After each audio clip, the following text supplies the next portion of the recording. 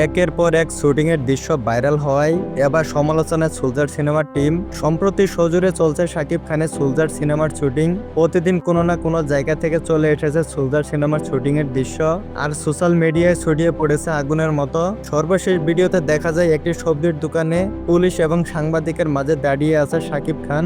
কালো পোশাকে, চোখে তীক্ষ্ণ দৃষ্টিতে গভীর ভাব, দেখেই বোঝা যায় তিনি কোনো সাধারণ চরিত্র নয়, এ যেন দায়িত্ববান এক সৈনিকের আত্মা। ভিডিওটা প্রকাশ হতে শুরু হলো দর্শকের উচ্ছ্বাস ও বিতর্ক। কেউ বলেছে এই ভিডিওটি প্রমাণ করে শাকিব খান এখনো বাংলা সিনেমার রাজা, আবার কেউ বলেছে এই সিনেমা একেবারেই অন্যরকম হতে যাচ্ছে। কিন্তু এর মাঝেও উঠেছে সমালোচনার ঝড়। কেউ বলেছে এভাবে একের পর এক শুটিং এর দৃশ্য ফাঁস হলে সিনেমা হলে গিয়ে আর কি দেখবো। নির্মাতা শাকিব ফাহাদ আগেই বলেছে এই সিনেমাটি হবে এমন এক গল্প যেখানে দেশপ্রেম, ভালোবাসা আর দায়িত্ববান একসাথে মিশে যাবে। এটা শুধু বাণিজ্যিক সিনেমা নয়, এটা আবেগময় যাত্রা যেখানে একটি সৈনিক লড়বে দেশ এবং মানুষের ন্যায়ের জন্য। হ্যালো দর্শক, শাকিব খানের এমন চরিত্রে আপনার মতামত কি তা ভিডিওর নিচে কমেন্ট বক্সে জানিয়ে যাবেন।